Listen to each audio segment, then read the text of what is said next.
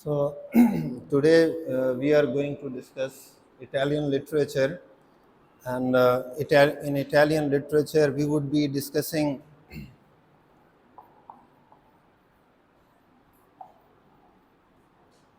there are three writers who are known as three crowns in Italian literature. First of all, the very first one is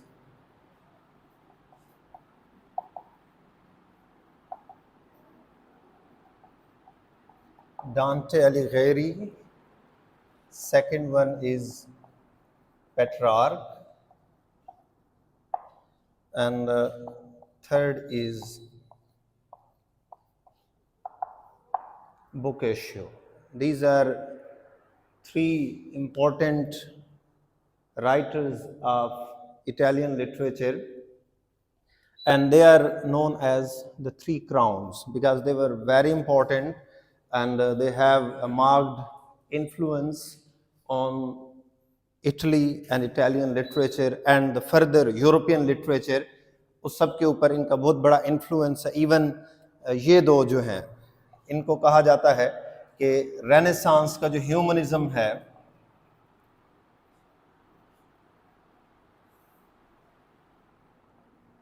वो इन्हीं से influence था, and even Italian Renaissance जो है वो इन्हीं के ऊपर बेस्ड है. These two people, Petrarch and Boccaccio. So first of all we would be discussing Dante Alighieri and his works. So first of all, coming to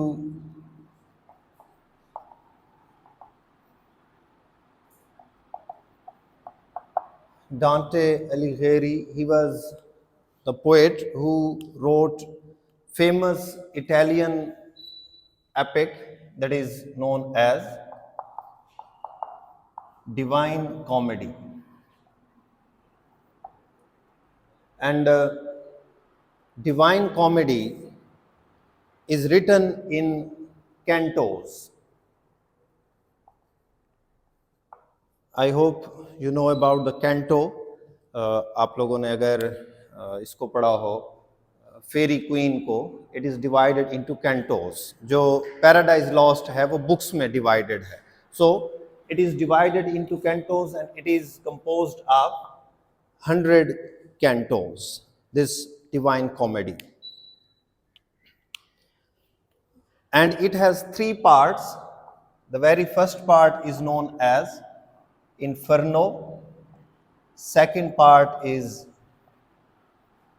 Purgatory, and third part is known as Paradiso. These are three parts of Divine Comedy. So first of all, Inferno means hell. Purgatory is a place where purgation occurs, and Paradiso means heaven.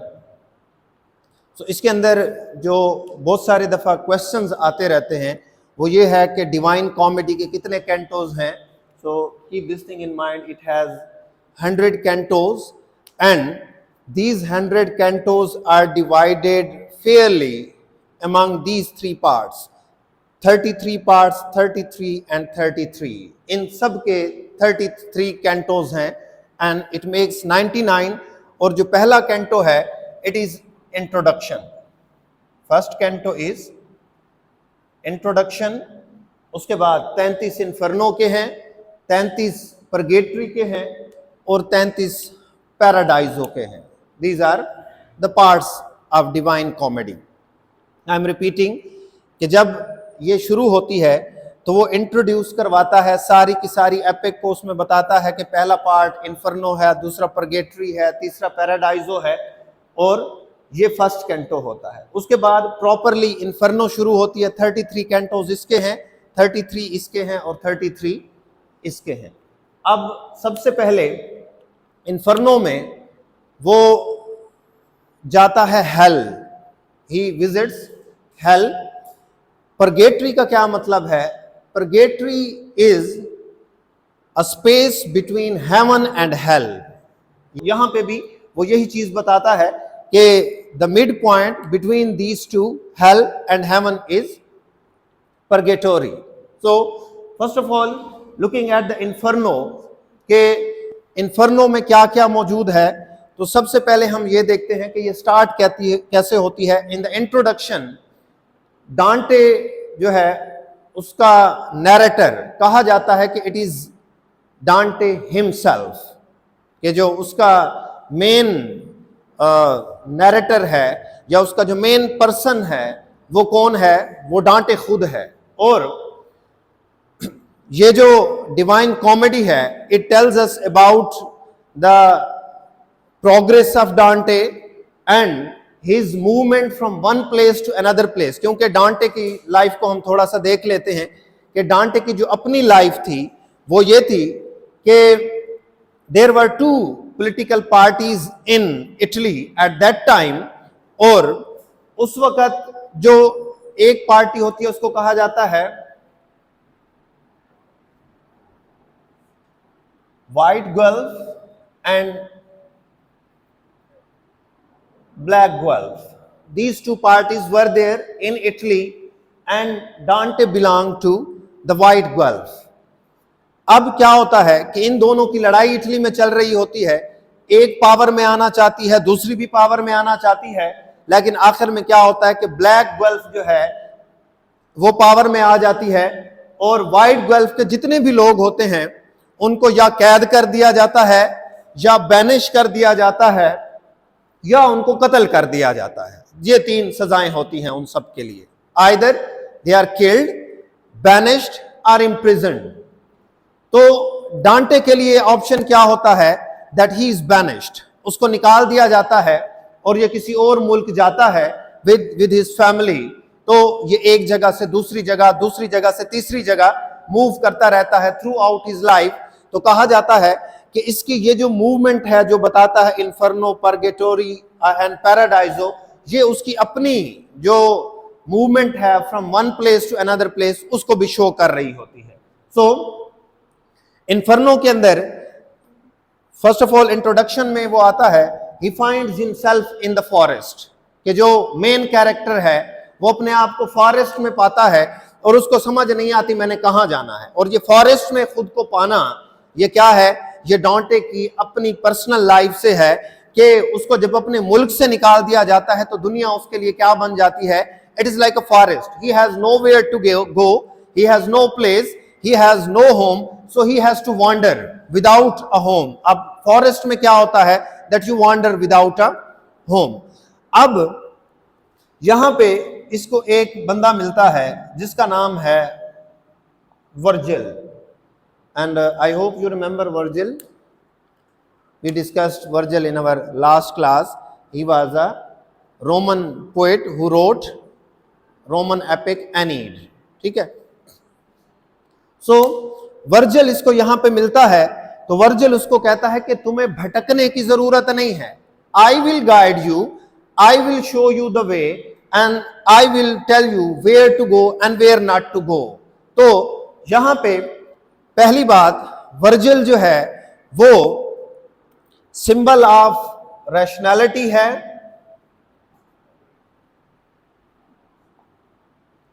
And knowledge है।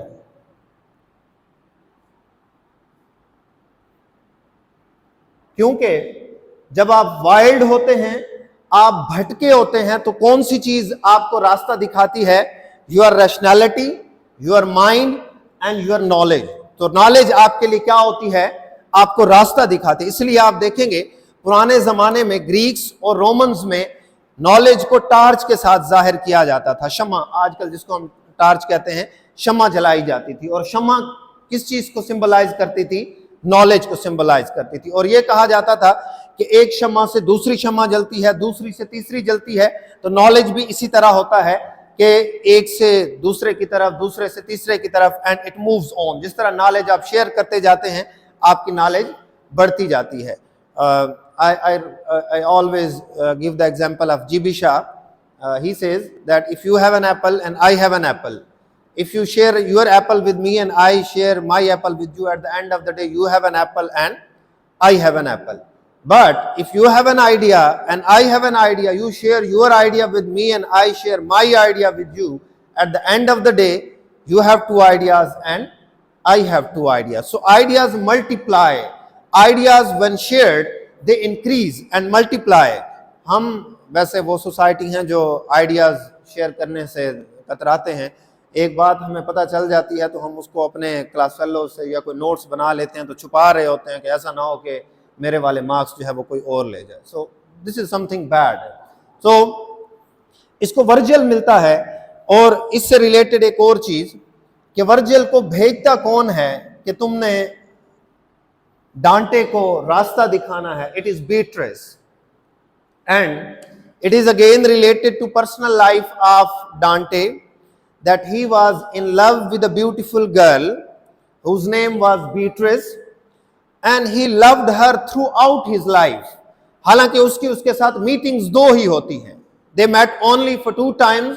First of all, when they were 9 years old, पहली मुलाकात बीट्रेस और डांटे की जो होती है, both were 9 years old. वो इससे 3-4 महीने छोटी होती है और ये उससे 3-4 महीने बड़ा होता है, but both were 9 years old. And when they meet, he suddenly fell in love with her and he wanted to get married with her, but she was married to a very rich man and banker and he was unable to marry her, but he married someone else. But throughout his life he loved her and उसके लिए ये एक poem भी लिखता है, उसका नाम है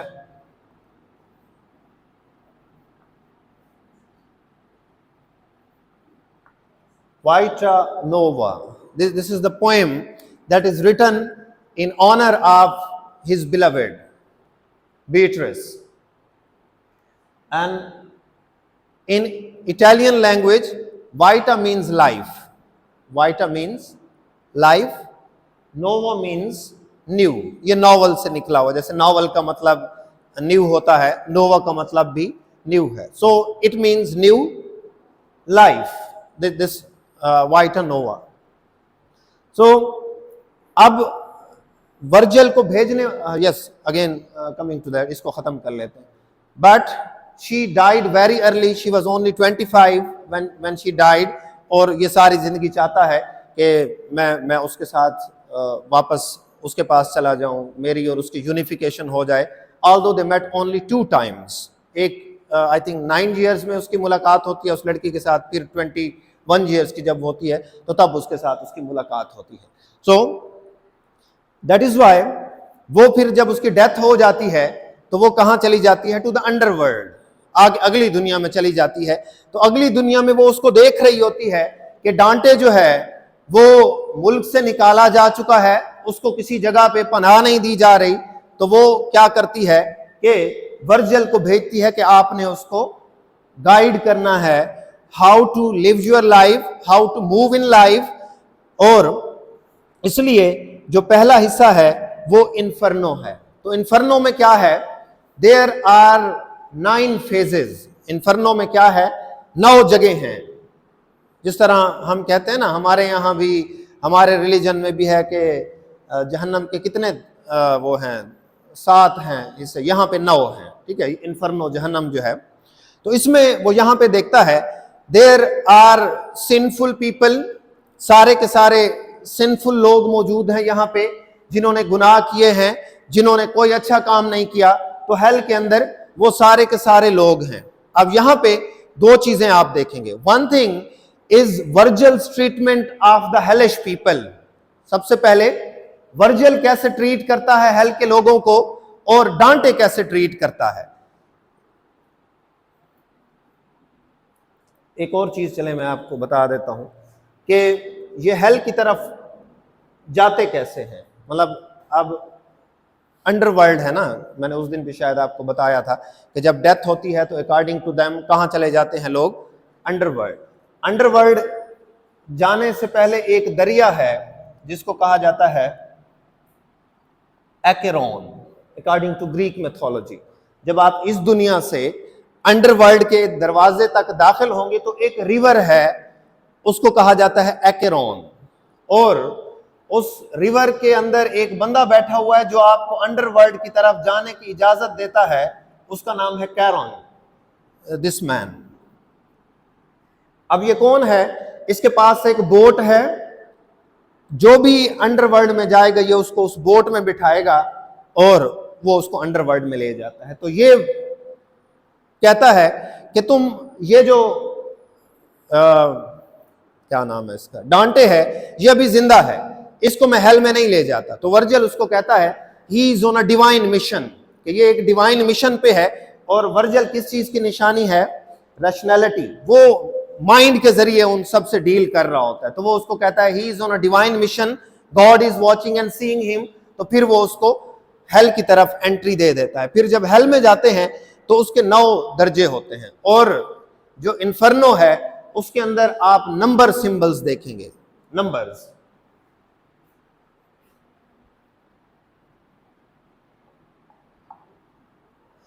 सबसे ज्यादा नंबर जो यूज किया गया है वो 3 का है। 3।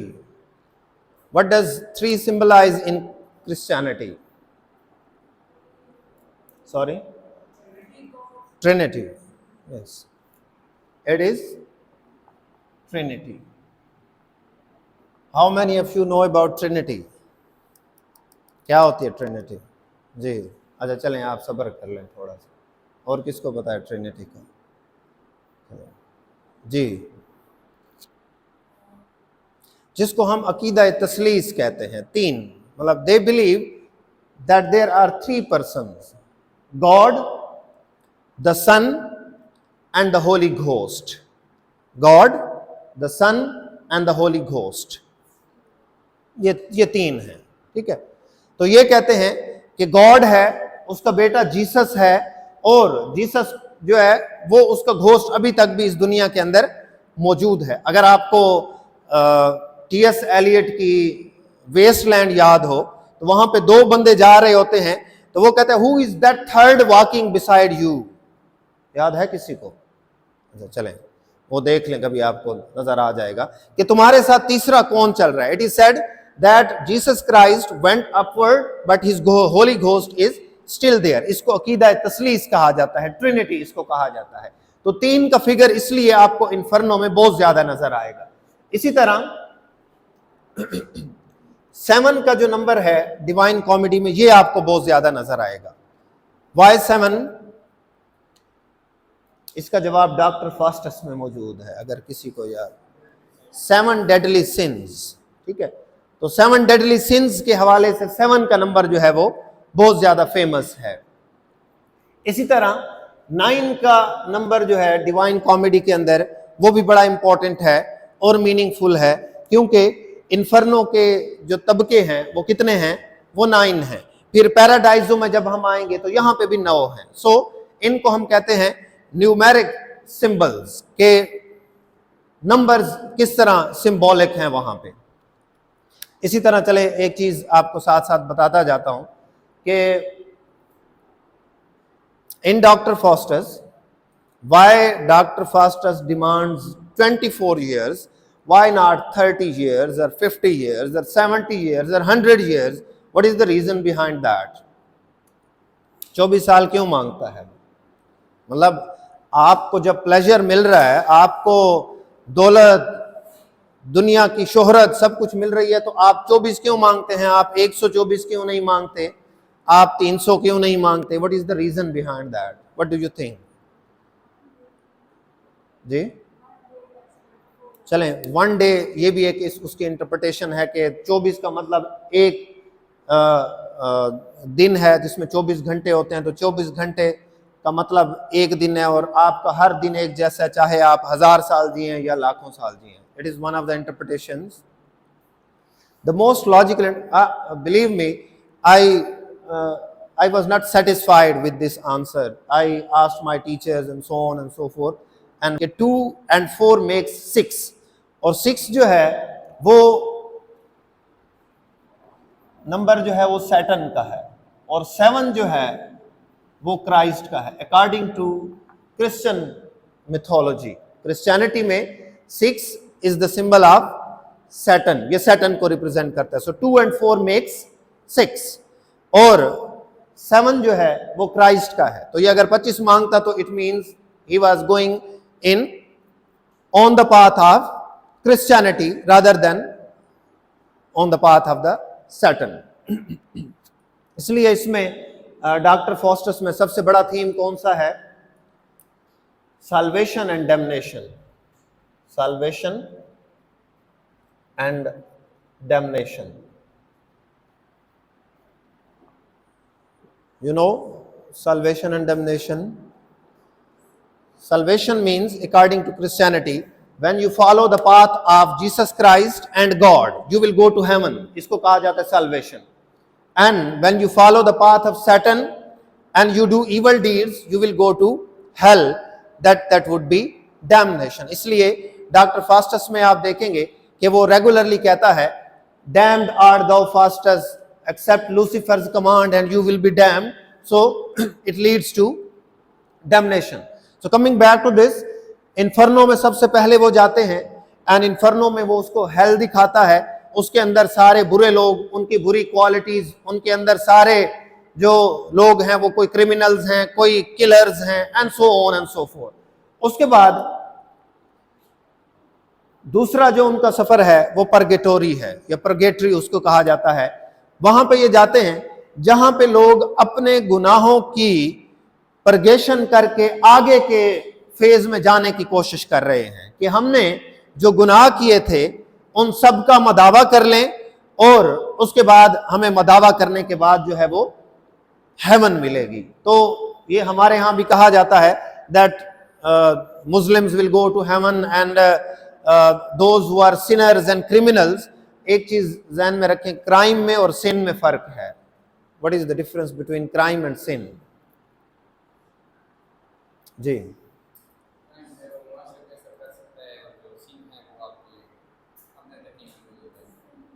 ठीक है जी, यस। जब आप किसी कानून की खिलाफ वर्जी करते हैं दैट इज क्राइम। जब आप रिलीजियस कानून की खिलाफ वर्जी करते हैं वो सिन होता है। सिन गुनाह को कहा जाता है। तो गुनाह जो है it is a religious term, crime is a secular term. कि दुनिया के जो असूल बनाए हुए हैं लोगों ने, कल्चर्स ने, सोसाइटीज ने, that is known as crime, while sin is against the religion. Religion के कमांड्स के अगेंस्ट जब आप जाते हैं उसको सिन कहा जाता है।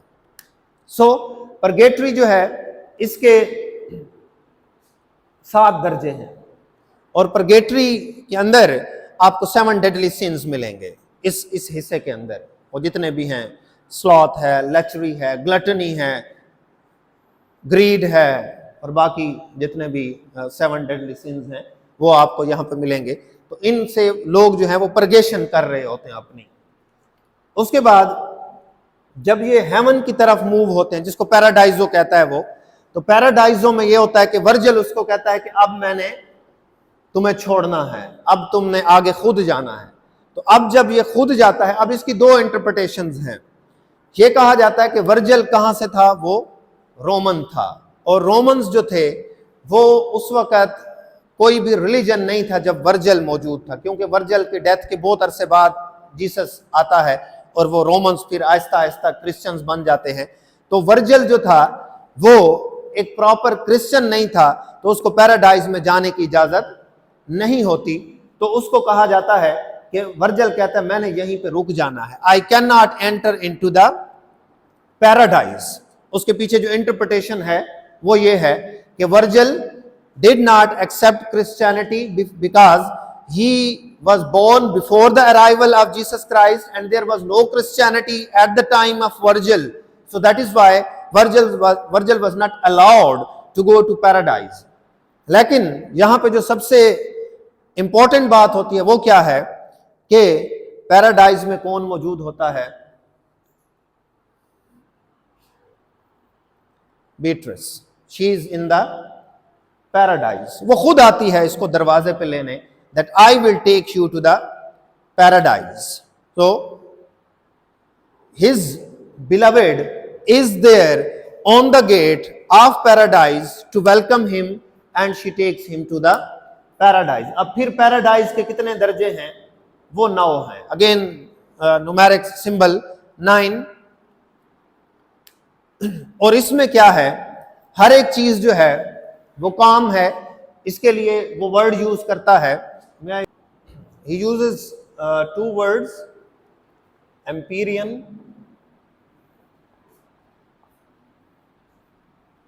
and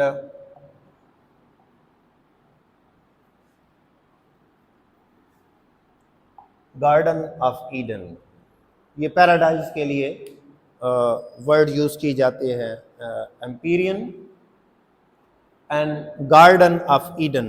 ये कभी कभार MCQs में आ जाता है कि डांटे ने कौन से अल्फाज यूज़ किए हैं इसके लिए. हेवन के लिए पैराडाइजो भी किया है, हेवन भी किया है, गार्डन ऑफ ईडन भी किया है और एम्पीरियन का वर्ड भी उसने यूज़ किया है.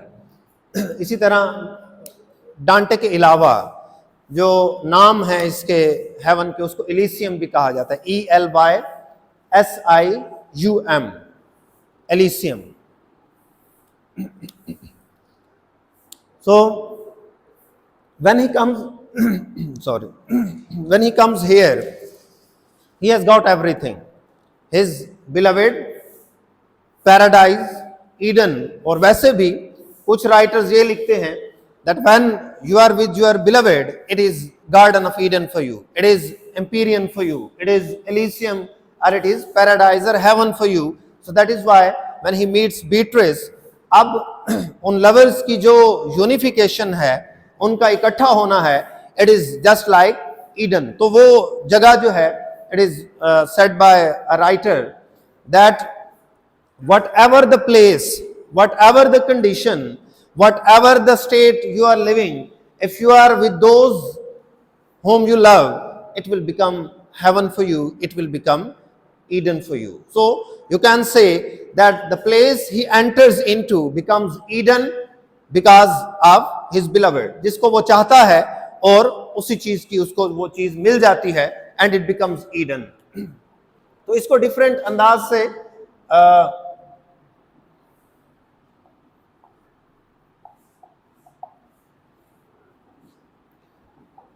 कि डांटे की ये जो जर्नी है, इट इज ड्रीम फुलफिलमेंट. कि उसका बचपन से 9 years से एक ख्वाब होता है that I would live with my beloved, that I would be with her and I will be at ease and at peace when I will be with Beatrice. और वो उसी पोएम के अंदर वाइटा नोवा जो मैंने आपको लिख के बताई है, उसमें यही कहता है that heaven is when you are with your beloved. और उसको जब वो मिलती है तो वो जगह जो है वो पैराडाइज बन जाती है. जिस तरह जी yes in Romeo and Juliet, मैं उसी की तरफ आ रहा था. Like you can see in Laila Majnu, Romeo and Juliet, same thing. इसीलिए कहा जाता है कि certain motives, there is difference between theme and motive. इसको जरा देख लें. I will be asking in the next class that what is the difference between theme and motive.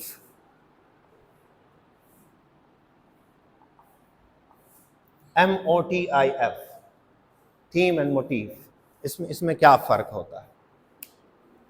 So his dream was fulfilled through literature. इसलिए कहा जाता है कि हमारे ड्रीम्स और विशेस 2 तरीकों से पूरे होते हैं. वन इन द ड्रीम्स, हमारी जो भी विश होती है वो एक ड्रीम में पूरी होती है. आप देखें कि जो भी चीज आप हासिल करना चाहते हैं आप ड्रीम्स में वो कर लेते हैं, लेकिन आप वेकिंग लाइफ में वो नहीं कर सकते. इसको फ्रॉइड कहता है dream of wish fulfilment, dreams of wish fulfilment. Secondly through the works of literature, कि आपने जो चीज अपनी जिंदगी में हासिल नहीं की होती, you write about that, you achieve that. अब आप डांटे को ही देख लें, that he was unable to be one with his beloved in his real life, but through literature he became one with his beloved. इसीलिए हम कहते हैं, उस दिन भी हमने डिस्कस किया था, that literature removes the defects of the real world, natural world. इसमें जो डिफेक्ट्स हैं लिटरेचर में, वो डिफेक्ट्स खत्म हो जाते हैं। So that is why we consider literature as superior to nature. I hope all of you remember that. So it is known as wish fulfillment or dream fulfillment, कि वो अपनी beloved के साथ एक हो जाता है। तो इसके हवाले से एक दो चीजें और मैं आपको बता देता हूं। It is written in Italian language। उस वक्त जो सबसे ज्यादा मशहूर लैंग्वेज थी वो लैटिन थी, लैटिन, और उसको लिटरेचर की जबान समझा जाता था, एजुकेटेड लोगों की जबान समझा जाता था, और राइटर ज्यादातर कोशिश करते थे कि उसी लैंग्वेज में लिखें। But instead of adopting Latin language he adopted Italian language. और इटली का एक इलाका है जिसको कहा जाता है Tuscany, he adopted Tuscan dialect of Italian language. ये भी बहुत सारे दफा एग्जाम्स में आ जाता है कि डांटे ने कौन सा डायलेक्ट इटालियन लैंग्वेज का अडॉप्ट किया था, तो वो Tuscany is the name of the place, और वहां का जो डायलेक्ट है, I hope you know about the dialect, आपने लैंग्वेज में पढ़ा होगा, आई होप सो। तो उसका जो डायलेक्ट यूज किया गया है, it is Tuscan. And another thing, it is written in the shape of a vernacular. Anybody who knows anything about vernacular? Vernacular means in ordinary common language or everyday language. Vernacular कि वो बहुत बढ़ा चढ़ा के बातें नहीं करता, in ordinary common language of the common person, उसमें लिख रहा होता है। आप इसको कंपेयर कर सकते हैं विद वर्ड्सवर्थ। अगर आपने प्रीफेस टू लिरिकल बैलेड्स पढ़ा हुआ हो, उसकी तरफ हम आएंगे जब हम रोमांटिसिज्म पढ़ेंगे, तो उसमें भी हम उसको डिस्कस करेंगे। वर्ड्सवर्थ भी यही कहता है that there the language of poetry must be of the common people. उसमें आप उसको बहुत बढ़ा चढ़ा कर एग्जेजरेटेड करके ना लिखें, बल्कि वो कॉमन मैन की लैंग्वेज होनी चाहिए। तो इसको क्या कहा जाता है? Vernacular language. So these are some of the facts and figures about Dante, and then we will be moving towards Petrarch. Petrarch is next to Dante,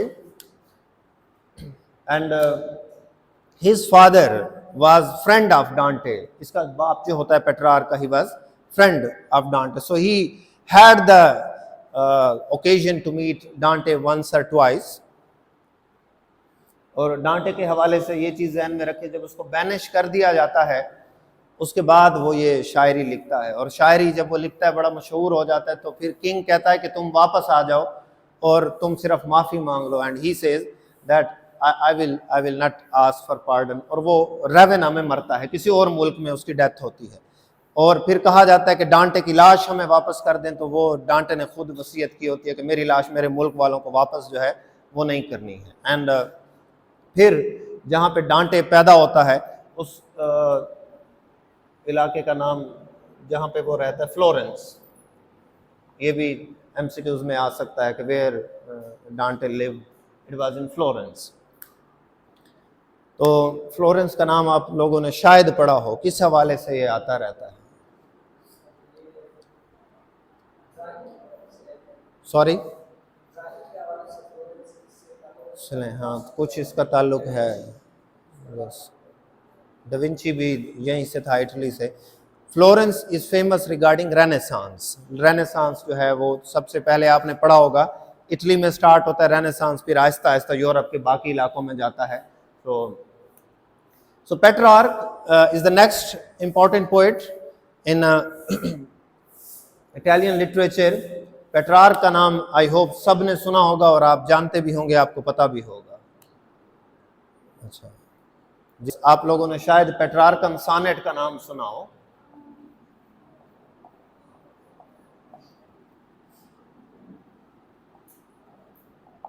does it ring a bell?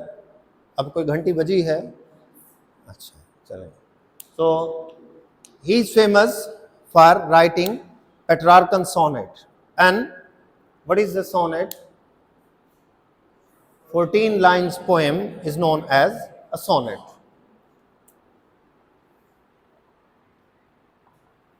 And what is a turtle sonnet? Turtle sonnet. जी जी जी, वो भी sonnet की type होती है, वो 11 lines की होती है, उसको टर्टल सोनेट कहा जाता है। ठीक है। सो Petrarch is famous for writing Petrarchan sonnet, and his sonnet has two parts. First part consists of 8 lines, that is known as. Second part consists of 6 lines, that is known as sestet. These are two parts of Petrarchal sonnet. In the first 8 lines, a conflict is introduced. In the first 8 lines, conflict is introduced, while in next 6 lines, the conflict is resolved. So, this is Petrarchan sonnet. So Petrarch wrote sonnets about love, nature, friendship. He's famous for that.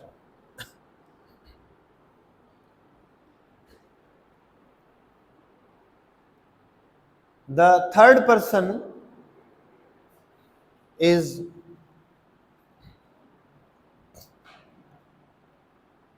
Boccaccio,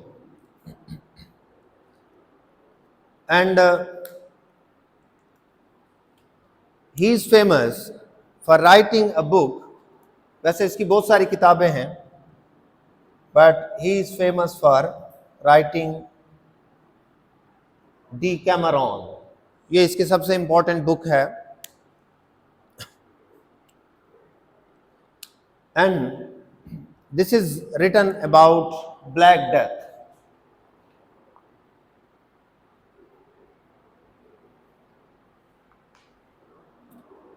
Anybody who knows about Black Death?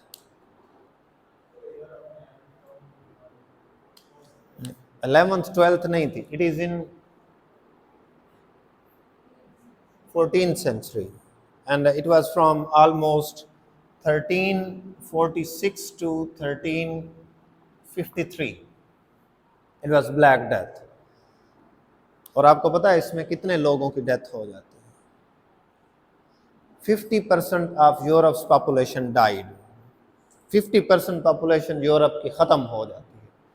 और इसमें even ये भी कहा जाता है कि बहुत सारे मुल्कों को फ़ायदा भी हो गया, जैसे पाकिस्तान है, अगर मतलब 11 करोड़ बंदे मर जाएं तो पाकिस्तान की मतलब इकॉनमी भी संभल सकती है, बहुत सारे चीज़ें जो हैं वो बेहतर हो सकती हैं। ये और ये कहा जाता है कि पेंडेमिक्स जो हैं are a natural way of controlling the population. 2 चीज़ें होती हैं पॉपुलेशन को कंट्रोल करने में, one is natural and the other is artificial. Natural कौन कौन सी चीज़ें होती हैं?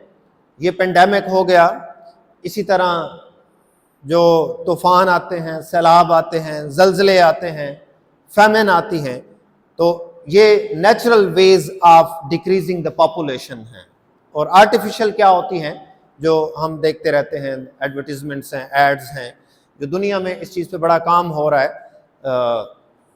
लाइक श्रीलंका में आप देखेंगे, वहाँ पे ये है कि अगर आप एक बच्चा पैदा करेंगे तो आपके एक बच्चे की सारी ज़िंदगी, तालीम, सब कुछ जो है वो हुकूमत के ज़िम्मे होगा। अगर आप 2 पैदा करते हैं तो 2 बच्चों का 50-50 हुकूमत आपके साथ करेगी। 3 करते हैं तो हुकूमत का कोई आपके साथ लेना देना नहीं है। तो वहाँ पे फिर लोग क्या करते हैं कि उस खर्च से बचने के लिए दे प्रोड्यूस 1 चाइल्ड और 2 चिल्ड्रन, ठीक है। और ये भी जहन में रखें, चिल्ड्रन खुद प्लूरल है, बहुत सारे लोग चिल्ड्रंस लिखते हैं, उसके आगे एस लगा देते हैं। Children itself is a plural, there is no need of writing S. कल मैं देख रहा था in front of State Life building children's clothes उसके ऊपर लिखा हुआ था, मतलब you are making a very good shop and you don't know what is the difference between a children and children's. So yes, China में देखेंगे पिछले 50 साल से वन चाइल्ड पॉलिसी थी, ओनली 1 चाइल्ड वाज अलाउड, अब उन्होंने 2 कर दिए हैं।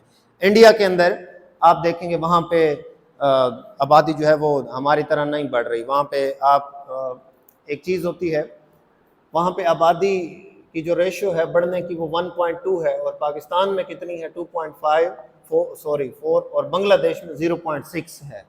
तो this is the difference. Bangladesh जब पहले आज़ाद हुआ था तो आपने शायद हेनरी किसिंजर का नाम सुना हो, he died very recently, America का वज़ीर ख़ारजा रहा है वो, उसने बहुत बड़ी बड़ी किताबें भी लिखी हैं, हमारे वज़ीर ख़ारजा की तरह नहीं है कि जिनको मतलब एक लफ्ज़ भी नहीं आता, दे आर वेरी एजुकेटेड। सो उसने कहा था that Bangladesh is a global basket case, it is a global basket case, कि ये एक बास्केट की तरह इतने बच्चे हो जाएंगे कि उसमें जगह नहीं होगी, बट दे हैव इम्प्रूव्ड, और अब उनकी आबादी भी बड़े कंट्रोल में है, उनकी मईशत बड़े कंट्रोल में है, और वो बहुत ज़्यादा जो है वो डेवलप हो चुके हैं। तो उनकी आबादी जो बढ़ रही है वो 0.6 के रेट से है, और पाकिस्तान की ये है और इंडिया की ये है। तो अब आप खुद अंदाज़ा लगाएं कि आई वॉज रीडिंग ऑन 1 जनवरी, जैसे ये साल शुरू हुआ है तो उसमें लिखा था कि पाकिस्तान में आज इतने बच्चे पैदा हुए हैं जो दुनिया का 15% बनते हैं। एक दिन में आपके मुल्क में इतने बच्चे पैदा हुए कि दुनिया का कितना बनते हैं 15%, मतलब बाकी 200 पता नहीं कितने मुल्क हैं उनको 85 बचा है और आपने 15% जो है वो ले लिया है। तो ब्लैक डेथ जो है इसमें कहा जाता है 50% of Europe's population was annihilated, it was gone, and the result was कि बहुत सारी वहाँ पे चेंजेस आई हैं, उसने इकोनॉमी को भी अफेक्ट किया and so on and so for. इसके साथ एक और रिलेटेड चीज है great famine. It happened between 1317 to 1322, ये भी यूरोप में आती है। ग्रेट फैमिन जब फसलें नहीं होती, जानवरों में बीमारियां फैल जाती हैं, फैमिन कहा जाता है कहत को जी। तो उस वक्त भी ऑलमोस्ट 37% यूरोप की आबादी खत्म हो जाती है, और एशिया में और मिडिल ईस्ट में 33% आबादी जो है उसकी डेथ हो जाती है। सो ये 2 बड़े इवेंट्स हैं 14th सेंचुरी के। तो ये जो बुक है Decameron, it is written on the event of Black Death. अब यहां पे क्या होता है कि जब ब्लैक डेथ इटली में आती है, और कहा जाता है कि इटली से जैसे आइडियाज स्प्रेड हो के यूरोप की तरफ गए थे, ब्लैक डेथ भी ऐसे इटली से ही होके आगे गई थी। So both renaissance and black death they travel from Italy towards Europe. And I would suggest you a book, पता नहीं आपने शायद कभी नाम सुना, जर्म्स एंड स्टील। कि दुनिया के अंदर कहा जाता है 2 चीजों ने बड़ी तबाही मचाई है, जर्म्स एंड स्टील। किस वजह से? कि जर्म्स जहां जाते थे आबादी को खत्म कर देते थे, स्टील मींस वेपन्स, कि जहां पे आप जंग करते थे वहां पे आप वहां की पूरी आबादी को खत्म कर देते थे। और कहा जाता है कि अमेरिका के अंदर अमेरिकन लोग जो थे they were very peaceful in the history, और उन्होंने उनका बाहर की दुनिया के साथ कोई ताल्लुक नहीं था। इसलिए आप देखेंगे जब यूरोप अमेरिका को पहले दरियाफ्त करता है तो उसको क्या नाम दिया जाता है? It was named as New World. आजकल भी कहीं आप किताबों में देखें न्यू वर्ल्ड लिखा हुआ आता है तो इसका मतलब अमेरिका है। तो क्योंकि यूरोप और उन लोगों के लिए ये एक नई दुनिया थी,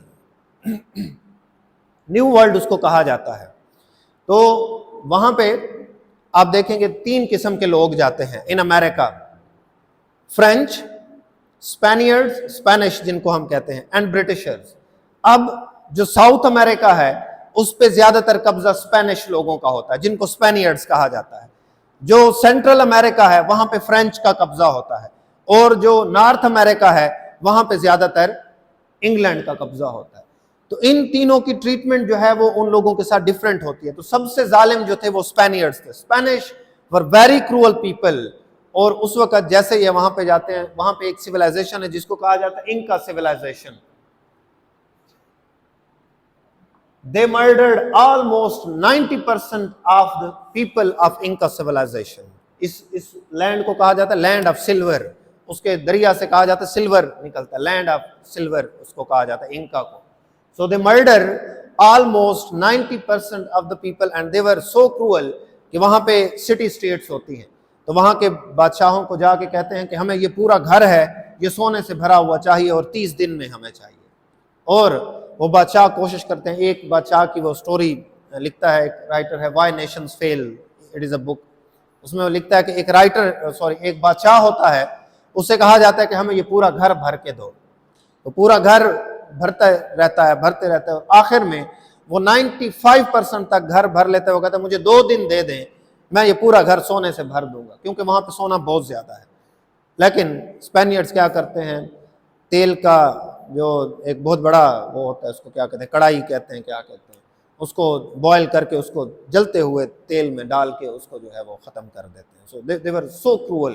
तो कहा जाता है उन्होंने एक स्टील के जरिए उन लोगों को खत्म किया। दूसरा, उस वक्त तक अमेरिका में कोई फॉरेनर्स नहीं गए थे, तो कोई जर्म्स भी नहीं थे वहां पे। ये चीज ध्यान में रखें कि जब ट्रैवलिंग होती है तो जर्म्स भी ट्रैवल करते हैं। इसलिए आपने पेंडेमिक के दिनों में देखा होगा कि जब आप जाते थे टेस्ट करने के लिए, आपसे पूछा जाता था कि आपकी ट्रैवल हिस्ट्री क्या है, पूछा जाता था। और बहुत सारे लोग कहते थे भाई ये ट्रैवल हिस्ट्री को क्या करते हैं। ट्रैवल हिस्ट्री में आप नए लोगों के साथ कांटेक्ट में आते हैं, तो उसकी वजह से क्या होता है, इसलिए आप देखेंगे पाकिस्तान में ट्रैवलिंग की वजह से कोरोना आया था। One by Tablighi Ijtima and other from Iran, coming from Iranian border, both religious type of activities, they brought corona into Pakistan. So germs and steels, इसीलिए कहा जाता है जर्म्स के यूरोप जब अमेरिका पे हमला करता है वो, and these 10 people they move out of Italy. जब इटली में ब्लैक डेथ आ जाती है, उससे डर के या उससे बचने के लिए 10 लोग जो हैं वो वहां से निकलते हैं और एक अनजान इलाके में चले जाते हैं। अब उनमें 7 औरतें होती हैं, 3 मर्द होते हैं, 7 women एंड 3 men, 10 लोग होते हैं।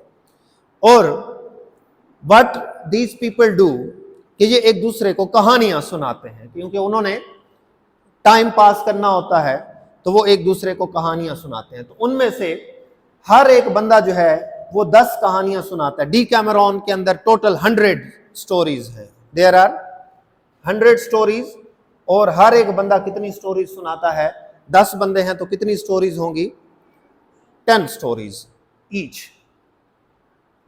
सो all the 10 people tell 10 stories. और यहां पे आप देखेंगे that the first turn is given to a woman.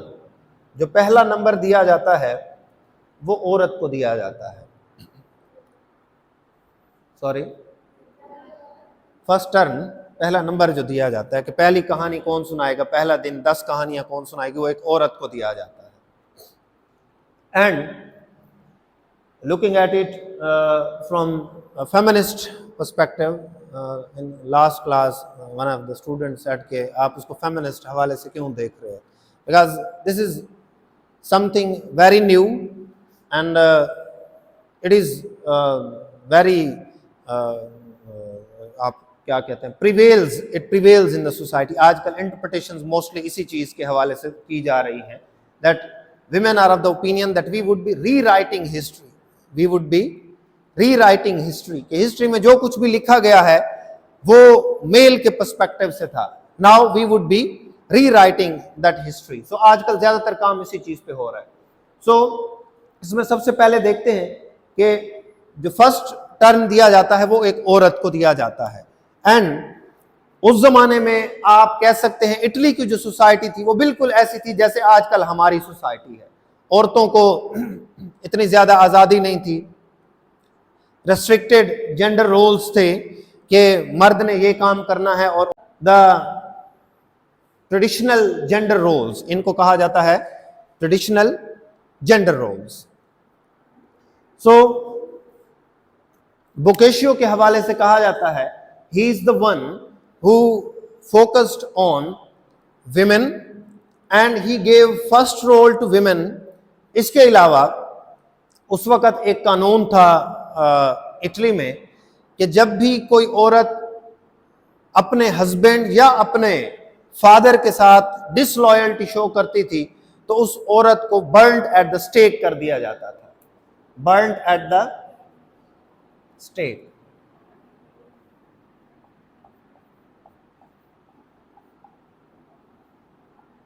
Burned at the stake. Stake एक इस तरह का प्लेटफॉर्म होता था, लाइक दिस। ये क्रॉस नहीं है, ठीक है। यहां पे हाथों को बांधा जाता था, यहां पे गर्दन को बांधा जाता था, और यहां पे बैक को और यहां पे पांव को बांध दिया जाता था। तो जो भी बंदा होता था लाइक दैट, उसको बांध के और उसको नीचे से आग लगा दी जाती थी और उसको जला दिया जाता था। इसको कहा जाता है burned at the stake. Is it okay? इसके हवाले से बहुत सारे लोग हैं जिनको जलाया गया है। There are thousands of people, के ज्यादातर औरतों को जलाया गया है और बहुत कम मर्दों को जलाया गया है, क्योंकि उस जमाने में यह था कि कोई भी औरत जो मर्दाना रूल्स को चैलेंज करती थी उसको कहा जाता था कि ये विच है, WITCH, के इसको जला दिया जाए, इसके ऊपर शैतान कब्जा कर चुका है। इसके हवाले से एक बहुत अच्छी बुक है the hammer of hedge. It is a wonderful book that tells you how man used rules, regulations and their authority to exploit women, to kill women। और इवन ये होता था कि कोई औरत अगर मर्दों के रूल्स चैलेंज करती थी उस वक्त क्या होता था कि उसके हाथ बांध दिए जाते थे, पांव बांध दिए जाते थे, उसको पानी में फेंक दिया जाता कि अगर ये तैर लेगी तो ये इनोसेंट है और नहीं तैर लेगी तो फिर इसका मतलब है ये गुनाहगार है। अब आप सोचें, मैं आपके पांव हाथ बांध देता हूं, आप मर्द भी हो, आप डूब जाएंगे या तैर सकेंगे? लाजमी बात है डूब जाएंगे। So these were the rules and regulations and same were the rules in Italy. और इटली में भी बिल्कुल यही रूल्स और रेगुलेशंस होते थे।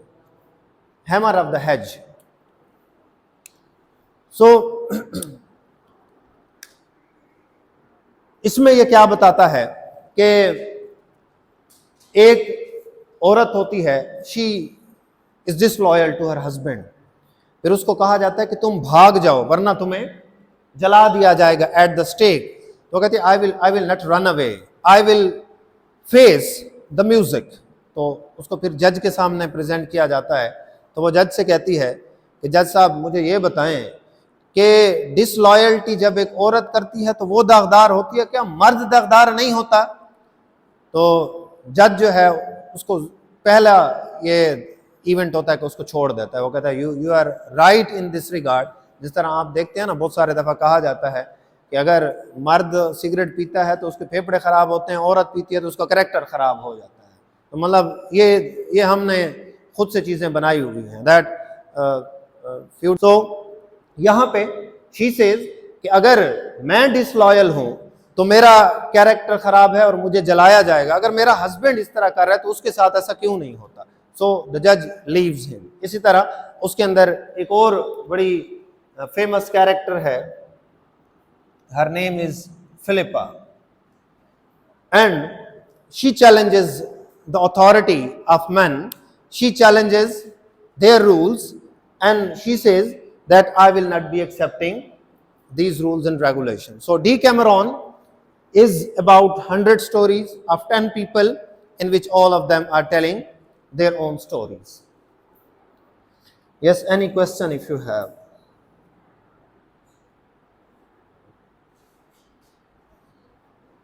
कोई क्वेश्चन है तो बता दें, एनीबॉडी हैविंग एनी क्वेश्चन?